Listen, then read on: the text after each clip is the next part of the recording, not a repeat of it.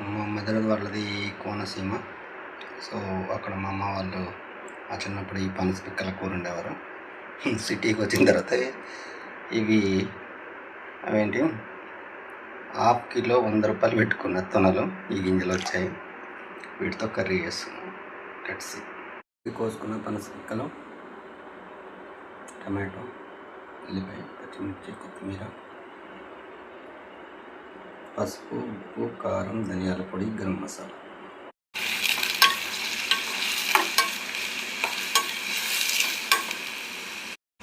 అల్లం వెల్లుల్లి పేస్ట్. పనస గింజలు తక్కువగా ఉన్నాయని కొంచెం పూల్ మొక్కలు వేస్తుంది. ఇవన్నీ బాగా ఫ్రై అయ్యాయి. అన్ని ఇంగ్రీడియంట్స్ మసాలాలన్నీ వేసేస్తున్నాం. ఫైనల్లీ కొత్తిమీర యాడ్. ఇది లేనిది కూరకే రుచి రాదు. ఓకే, మీరు రైస్లో తినాలంటే డైరెక్ట్గా, మీరు చపాతీలో తినాలంటే ఇట్లా డైరెక్ట్ వేసుకోండి. లేదంటే రైస్తో తినాలంటే మాత్రం దీన్ని కంపల్సరీ యాడ్ చేయండి.